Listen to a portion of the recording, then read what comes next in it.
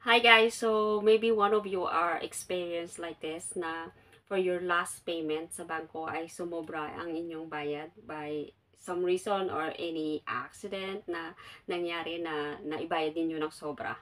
Just like my friend. So anyway guys, this is Mitch the Venture and welcome to my vlog. So may kwento ko lang po guys ng konti yung about my friend. So last April is her last payment for her loan. Ayun. So, bali, April 9, yung due date niya. And then, so kasi ang problem niya, hindi siya nakakalabas ng every Sunday. So, kumbaga, salitan yung off niya yata. Salitan yung off niya. So, kaya, nung chance niya na pinapunta siya ng palengke para mamamalengke, ayan, naisip niyang idaan na lang sa 7-Eleven yung payment niya, mag-top up siya doon para hindi na ba siya may para wala ng hassle. Parang wala na siyang iisipin pa. Kasi nga, last payment na niya. So, ayun guys. So, yun nga, nung papunta na siya ng palengke, dumaan siya na muna ng 7-Eleven para mag-payment. So, ayun. So, bali mga, yung amount na babayaran niya should be like 2,300 something. So, ngayon nang nasa 7-Eleven na siya mag-top up. So, inabot niya yung money is 2,500 Hong Kong dollar. So, ayun na, pagkaabot niya, ayun, scan. So, at the back of her mind, may naiisip niya yung bibilhin niya sa palengke. So, parang siguro, yung pag-abot niya, tapos, yung, wala na siya, hindi niya na naisip na, oh, may sukli pa siya doon. Parang, nawala siya doon sa focus, doon sa, sa pagbabayad niya. So, tapos na ma-scan at inabot sa kanya yung resibo ng cashier, ay hindi na niya ito tiningnan. Basta inabot lang din niya at dali-dali na siyang pumunta sa palengke. So, nung malapit na siya sa palengke, bigla siyang natauhan, oh, tapos tiningnan yung resibo. Pagtingin niya resibo, oh, pagtingin niya, oh, wala akong sukli. Tapos, naipasok lahat ng yung nandun na siya ba't dali-dali ito siyang bumalik sa 7-Eleven. Ayun, dali-dali siyang pumunta sa 7-Eleven and explain niya, ganito, ganyan, dapat ganito lang yung payment ko, ganyan.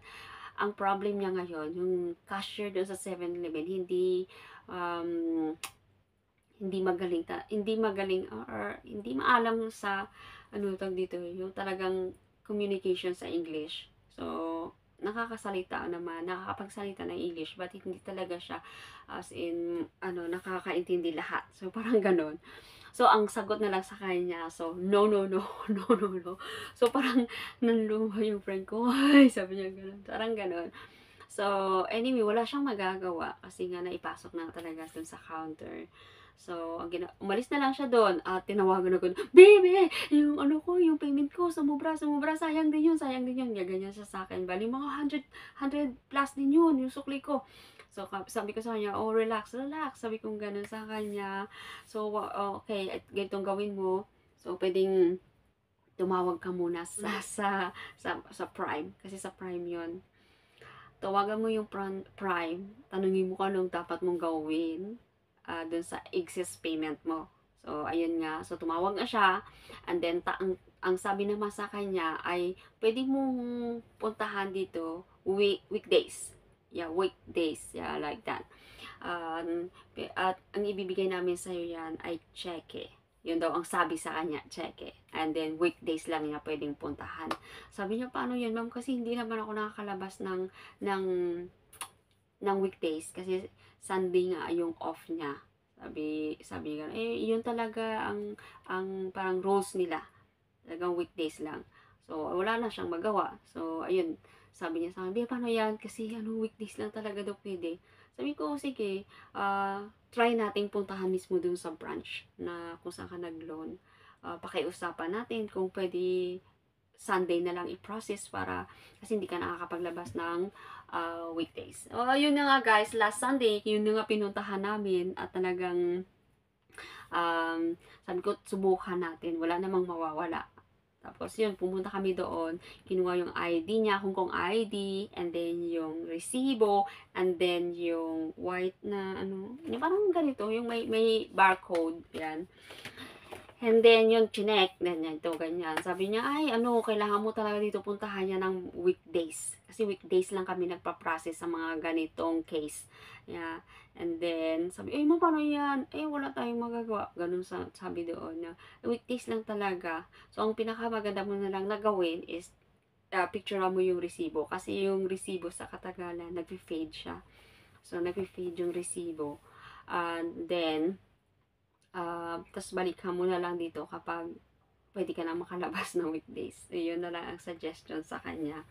So, ayun guys. So, hindi naman namin mafo-force talaga doon kasi hindi naman nila yun kasalanan. Kasalanan ng friend ko. So, walang magagawa yung friend ko kasi siya naman ang may mali. So, yun na nga lang guys, yung aral talaga when it comes to yung payment, laging tatandaan, huwag kalimutan yung resibo talaga at laging i-check yung money before you leave the counter. Yun talaga, no? At syempre kapag may mga case din na kapag hindi ka sure dun sa last payment po ninyo or nakalimutan nyo, ito ba talaga yung due date ko? Ito ba yung due date ng last payment ko? Para sure po tayo, pwede ring doon na po kayo mismo magbayad sa branch ng Prime or any bank na kung saan kayo nag-loan para to make sure talaga na ito yung sakto na yung payment ninyo at then yung last due date po ninyo. Mga ganun guys. So, ayun guys. So, I hope may natutunan kayo sa video na ito. And salamat sa panunood ulit sa aking videos. And pakishare and like na rin po guys kapag nagustuhan nyo po ito. Thank you so much and see you again next time. Bye-bye!